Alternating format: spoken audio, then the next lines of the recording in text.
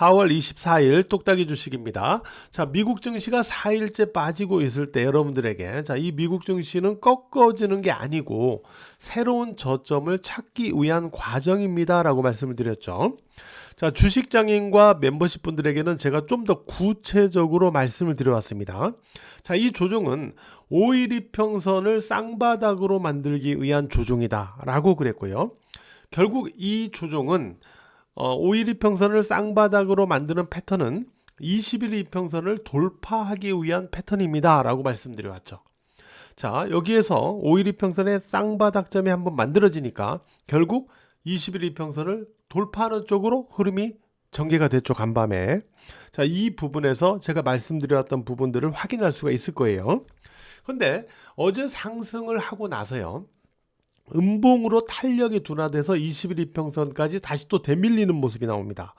자, 우하향의 이동평균선이죠. 20일 이평선이. 우하향의 이동평균선은 지지가 약하고 저항이 강한 거예요. 그래서 이렇게 뚫어주면 지지가 약한 특성이 있기 때문에 지지 테스트를 거치려고 하는 특성이 있어요. 이 지지 테스트를 거쳐서 지지에 성공하면서 올라가야, 지지에 성공하면서 올라가야 여기에서 비로소 우하향의 이평선이 우상향으로 돌아서는 기반이 만들어지는 거예요. 자, 다시 하향한다면 빠른 시간 내에 다시 돌파로 회복을 해주는 게 중요합니다. 이 부분을 가지고 미국 증시의 후속 흐름을 체크를 하셔야 돼요. 그러면 어떤 흐름을 체크해야 돼요? 자, 나스닥 지수 기준에서 보면 지금 보시는 대로 21 이평선까지 다시 되눌렸잖아요. 그럼 여기서 지지가 되면서 다시 올라가느냐? 아니면 하향을 하느냐? 하향할 경우에는 5일 이평선을 지지하면서 21 이평선을 다시 재돌파하는 이런 쪽으로 움직여야 빠르게 하향하더라도 빠르게 다시 재회복하는 모습이 가능하겠죠. 이 두 가지 모습이 나와야만 그래도 증시에는 여전히 긍정적이다 라고 볼 수가 있는 거예요. 이 부분을 확인하시고 미국 선물이 조금 약세권에 있는데 이건 왜 그러냐면은 중국 상무부가 최근에 미중 경제 무역 협상설이 있었어요. 이 부분에 대해서 전면적으로 부인을 했습니다. 그래서 양국 간의 무역 협상이 진행되고 있는 사실이 없다 라고 밝혔어요. 바로 요게 나오면서 미국 선물 지수가 좀 약세권으로 좀 바뀌어 가지고 좀 진행이 되고 있습니다. 뭐 크게 빠진 건 아니지만은. 자, 그리고 한국 지수를 갖다 놓고는 우리가 뭘 봐야 되냐면은 이 부분만 염두하시면 돼요. 자, 볼게요. 지수가 탄력적인 상승을 보인다. 어느 정도 좀 상승폭을 갖고 움직이는 거죠. 그러면 다수의 종목들의 주가가 상승 흐름을 보일 것이다. 자, 지수가 5일 이평선을 꺾는 하락을 보일 경우에는 다수 종목들의 주가가 조정 흐름을 보일 것이다. 자, 지수가 비탄력 버티기를 보일 경우에는 종목이 선별적으로 상승한다. 올라가는 종목과 못 올라가는 종목들이 나뉘는 거죠. 그러면 지금은 뭐냐면 버티기죠. 지금 버티기죠. 그래서 여기에서 예를 들어서 어제장처럼 조금 이렇게 올라가면 그래도 좀 더 많은 종목들의 주가가 반등을 시도합니다. 물론 여기에서 다시 이런 식으로 5일 이평선을 꺾는 식의 흐름이 나온다면은 여기서 또 다수 종목들이 눌리겠죠. 그러나 지금은 5일 이평선 위에서 버티기잖아요. 오늘 같은 날 버티기. 이런 버티기일 때는 종목들이 선별적으로 상승한다 라고 보시면 돼요. 그럼 매매 종목도 역시 여기에 맞춰서 선별을 해줘야 되는 거예요. 이 부분만 좀 염두해 주시기 바랍니다. 지수와 매매 대응 전략. 그리고 지수 관련해서 한 가지 이 종목에 대해서 하나 좀 체크해 볼 텐데 SK 하이닉스입니다. SK 하이닉스가 오늘 1분기 실적을 발표했어요. 그래서 1분기 영업이익이 7조 4,405억 원이 나왔습니다. 전년 1분기 대비 158% 증가를 했죠. 근데 주가는 조금 올랐다가 다시 빠져버렸어요. 역으로 빠져버렸어요. 외국인 매물 때문입니다. 외국인은 여전히 현물에서 매도 기조를 여전히 갖고 있는데 이게 지금 주가의 발목을 계속 잡고 있는 건데, 어쨌든 지금 보면은 SK 하이닉스는 여기서 원바닥 찍고 투바닥 찍고 올라가다가 오늘 실적 발표 나오면서 대밀린 거거든요. 자, 여기서 중요한 건 뭐예요? 아까 우리가 나스닥 지수를 갖고 설명했던 것처럼 여기서는 이 되눌릴 때 5일 이평선의 지지를 받고요, 5일 이평선의 지지를 받고, 그러니까 오늘 거의 5일 이평선 쪽에서 끝났는데 여기서 지지가 되면서 21이평선을 다시 돌파를 해줘야 돼요. 이러면 주가가 조금 좋아지는 거고, 지수가 좀 좋아지는 거고, SK 하이닉스가 5일 이평선 깨고 내려가 버린다. 이러면 지수도 같이 좀 더 찌글찌글하거나 아니면 그냥 버티기 성격 정도 보이는, 네, 이런 모습이 되겠죠. 나스닥 지수가 SK 하이닉스가 과연 5일 이평선 지지하면서 21이평선 회복적으로 움직일 수 있느냐, 이것도 지수와 연계된 흐름을 체크하는 데 있어서 하나의 중요한 체크 포인트가 된다, 이렇게 보시면 될 것 같아요. 자, 그리고 시세적인 부분과 관련해서는, 시세적인 부분은 뭐 이미 말씀드렸지만 반도체 같은 경우는 여전히 외국인의 현물 수급이 개선이 되어야만 주가 반등 탄력이 나타날 수가 있어요. 반도체 쪽은. 아직까지는 외국인들이 좀 매도 기조에서 움직이고 있다 보니까 반도체 쪽이 여전히 조금 흐름을 좀 만들지 못하고 있다, 이렇게 좀 볼 수 있는 부분이 있고요. 그 다음에 대선 정책, 대선 공약주, 이쪽과 관련해서는 계속 제가 관심을 갖고 봐야 된다라고 말씀드렸죠. 물론 현재로서는 단타 내지 초단기로의 어떤 관심을 갖고 봐야 돼요. 물론 이후에 새 정부 들어서도 구조적으로 어떤 실행이 되면서 어떤 진짜 좋아지는, 뭔가 달라지는 이러한 쪽은 조금 더 긴 호흡으로 볼 수도 있겠지만은, 어쨌든 지금 당장은 등락 변동성이 있는 구간이니까 이 대선 정책, 대선 공약주들은 단타나 초단기적인 관점에서 좀 관심을 갖고 볼 수가 있을 거예요.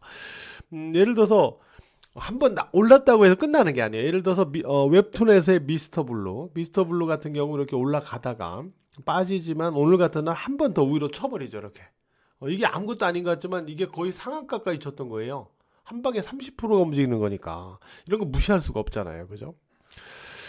그리고 제가 오늘 오전에 주식장인과 멤버십 분들에게 유비케어를 얘기했어요. 그러니까 유비케어가 오늘 분봉으로 이렇게 놓고 보면은 유비케어가 여기에서 움직이고 있을 때죠. 유비케어 분봉 이렇게 움직이고 있을 때인데, 여기요. 이쯤에서 이제 제가 오전에 유비케어에 대해서 이런 종목이 한 번 더 위로 올리는 시도가 나올 수 있다 라고 말씀을 드렸거든요, 오늘 오전에. 그랬는데 오후에 12%대까지 한번 쭉 당기는 이런 모습이 나왔어요. 그러니까 이런 이미 한번 주가가 이 대선 공약 정책 관련해서 이렇게 올라갔다 다시 되눌리는 종목 중에서 다시 이렇게 한번 또 상승으로 시도하는 종목을 선별을 좀 해줄 필요가 있어요. 이렇게 뭐 나오는 종목이 있고 못 나오는 종목이 있거든요. 선별할 필요가 있어요. 선별. 왜냐면 이런 종목도 한 번 움직이면 20 몇 프로씩 막 이렇게 10 몇 프로, 20 몇 프로 금방 나와버리니까요. 단타나 초단기적인 측면에서는 봐야 되겠죠. 이런 부분들도 좀 염두를 해야 되겠고요. 그리고 오늘 이 대선 정책 공약 관련해서 새로운 사실들이 좀 있었어요. 그 부분을 한번 좀 살펴보려고 그래요. 일단 첫 번째로 이재명 예비 후보가 PBR 0.1, 뭐 정확하게는 PBR 0.1, 0.2 이러한 기업들은 청산을 해야 된다. 반드시 정리를 해야 된다. 주식시장에 물을 흐린다. 이런 종목들이. 이런 의견을 냈어요. 그래서 이런 종목들은 M&A를 하든 뭐든 해서 청산을 해버려야 된다. 시장 물을 흐리는 종목들은 다 청산을 해야 된다. 이렇게 말을 했거든요. 이게 이제 여의도에서 열린 자본시장 활성화 정책 간담회에서 이렇게 발언을 했어요. 자, PBR이 0.1배다. 그러면은 이론적으로는 10배 장사를 하고 있는데 10배 장사를 하면서도 배당도 안 주고 주가 부양에도 관심도 없고 이런 종목들은 그냥 청산하자, 이런 얘기예요. 저는 대찬성입니다. 이런 종목들 사실 우리가 저퍼주니 저 PBR이니 어쩌고저쩌고 하지만은 그냥 구조적으로 정말 말 그대로 주가 움직임도 없고요. 회사에서도 주가 부양에 관심도 없어요. 그러다 보니까 세력들이 어쩌다 한 번씩 해먹을 때나 주가 한 번씩 올라가고, 그죠? 이런 종목들은 제가 생각해도 다 정리해버려야 돼요, 진짜. 주식시장에 이런 종목들만 잔뜩 있어갖고 이거 뭐합니까? 이렇게 되면요, 주식시장 재미도 없고요. 주식시장에서 주식을 하고 싶어도 이런 종목들 매매하고 나면 하기가 싫어져요. 그죠? 증시 불신. 원인 중에 하나다. 저도 이런 의견에 좀 찬성을 하는데 어쨌든 이런 쪽으로 간다면은 뭔가 이런 종목들을 뭐 M&A하고 어떤 과정이 있고 청산하고 하는 과정에서 뭔가 이런 또 있어요. 이런 관련주들 주가 움직임도 좀 우리가 눈여겨 봐야 되고요. 또 하나가 뭐가 있었냐면은 요 배당소득 분리과세 입법을 추진한다라는 소식이 있었어요. 역시 더불어민주당인데 이게 뭐냐면은 원래는 현행법상은 배당소득은요 14% 세율로 원천징수를 하고요. 그리고 나서 금융소득이 2천만 원을 넘는다면은 종합소득에 또 합산해 가지고 또 최대 45%의 누진 과세를 하도록 돼 있었어요. 자, 이거를 그냥 어떤 기업이 배당 성향이 35% 이상이 된다면 그 배당 소득에 대해서는 별도 세율을 적용해서 과세하자. 구체적인 내용은 2천만 원 이하 배당 소득에는 기존과 동일하게 14%, 2천만 원 초과해서 3억 원까지는 20%, 3억 원 초과는 25%의 세율. 그러니까 이걸로 그냥 끝내자는 거예요. 분리과세로. 이거 또 종합소득에 합산하고 이거 없애고 이렇게 하자는 소리예요.